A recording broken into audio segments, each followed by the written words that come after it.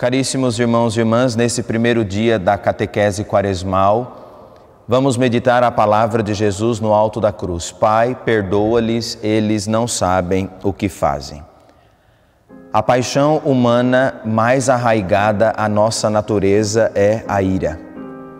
A ira, meus irmãos e irmãs, é um pecado que brota da injustiça a que nós fomos cometidos ou ainda que nós imaginamos que alguém tenha sido injusto ou nos maltratou, isso de maneira muito direta e também de maneira consciente. Vejam, irmãos e irmãs, nem toda ira é pecaminosa. Nosso Senhor Jesus Cristo, quando foi ao templo por ocasião da festa da Páscoa e encontrou no templo os cambistas, os vendedores de pombas e de bois e assim por diante, ele teve a chamada ira justa, porque não poderia aceitar que fizessem aquilo com a casa do seu pai. Então, por isso, Jesus nos recorda: a minha casa é uma casa de oração. Mas, quando nós pensamos em cada um de nós e no nosso espírito, o espírito humano tem uma sede de infinito. Existe em nós um desejo daquilo que é infinito, daquilo que é eterno, daquilo que ainda nós não compreendemos. O nosso maior problema está em preencher aquele que é o espaço do infinito em nós, com aquilo que é propriamente do nosso mundo, os bens materiais, o apego às pessoas e às situações dessa vida. Por isso, muitas vezes nós nos iramos, porque nós procuramos nas pessoas, nas situações e nas coisas, esse infinito que ninguém pode nos dar, que ninguém pode preencher, a não ser o Senhor nosso Deus e seu Filho nosso Senhor Jesus Cristo. Deus é capaz de preencher o nosso coração e o vazio da nossa existência. Mas nosso vazio, nossa melancolia, a frustração, está realmente em buscar naquilo que é carnal e limitado, no que é infinito. Prestem muito bem atenção. Muitas vezes nós, queridos irmãos e irmãs, somos frustrados, melancólicos e tristes, porque buscamos naquilo que é carnal e limitado, Deus que habita nas alturas, que vem a nós e que nos ama verdadeiramente. Se é que nós poderíamos tratar da ira justa, a ira justa só existe sobre 3 condições e nesse caso ela não é pecado. Exemplo, quando nós precisamos defender a honra de Deus. Alguém insulta a Deus nosso Senhor e nós nos levantamos justamente para defender a honra de Deus, dizendo o quanto nós o amamos, o quanto Ele trabalha em nós. Então essa ira não seria justa, essa ira seria justa. O segundo tipo de ira justa seria quando a ira não ultrapassa aquilo que a causa pede. Ficar irado por muito tempo e também deter muito da atenção sobre as situações e as coisas com as quais isso acontece, seria da nossa parte não muito real e não muito verdadeiro. Ela tem que acontecer na medida justa dos acontecimentos dessa vida. E a terceira causa de ira justa é se ela serenar logo. A Sagrada Escritura nos ensina: não se ponha o sol sobre o vosso ressentimento. É bem verdade, no alto da cruz nós não falamos de uma ira justa, nós falamos de uma ira injusta, um sentimento excessivo, uma vingança ao amor.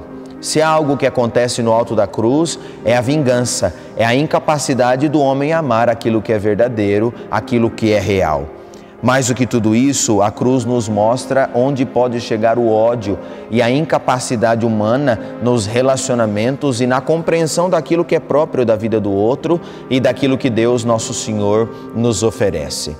Em resumo, essa ira destruirá o mundo, porque depois de nosso Senhor Jesus Cristo crucificado, quantos foram os cristãos, ou ainda, quantos foram os homens de bem que morreram simplesmente por querer ensinar algo à humanidade imersa e decaída no pecado? A ira destruirá o mundo a menos que nós a sufoquemos, a menos que nós ensinemos ao mundo a primazia e o amor verdadeiro a Deus nosso Senhor e a sua Igreja. Jesus veio para apagar o pecado da ira. Na oração do Pai Nosso, Ele nos ensina: perdoai-nos as nossas ofensas, assim como nós perdoamos. Prestem atenção, assim como nós perdoamos, nem mais nem menos. O Senhor nos perdoará na justa medida, inclusive aquilo que nós fazemos de mal aos outros será medido da mesma maneira. A vingança foi retaliada por Jesus. Enquanto a lei de Italião dizia olho por olho, dente por dente e assim por diante, nosso Senhor Jesus Cristo nos ensina: amai os vossos inimigos, fazei o bem àqueles que vos fazem o mal. A reparação a esse pecado, ao pecado da ira, foi feita de uma vez por todas no alto da cruz. O próprio povo de Jesus o odiou. O próprio povo de Jesus pediu a sua crucifixão. Diante dos cravos nas mãos, diante das cusparadas e das blasfêmias, diante da ira e do ódio de todos aqueles que estavam aos pés da cruz e ao longo do caminho da paixão, Jesus reza ao Pai dizendo: Pai, perdoa, eles não sabem o que fazem.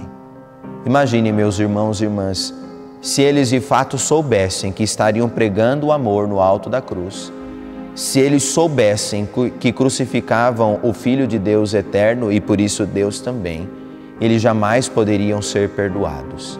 Mas é por serem ignorantes, é realmente por não conhecerem e não saberem o que fazem, que nosso Senhor Jesus Cristo os perdoará. Vejam, a ignorância os salvou.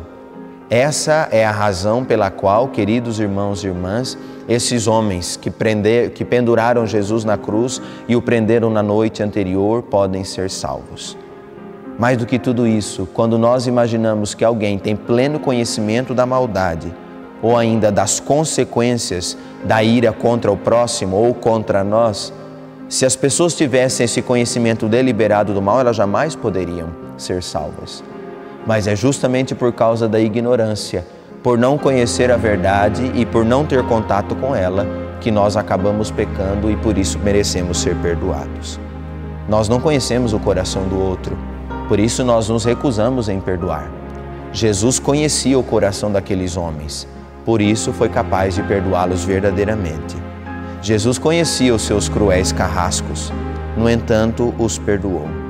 Encontramos desculpas quando estamos irados com os outros.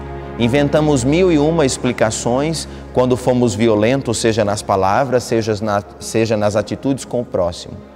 Mas não aceitamos essa mesma desculpa, não aceitamos essas mesmas escolhas quando o próximo faz isso contra nós. Nós não julgamos as coisas na mesma medida. Isso é bem diferente.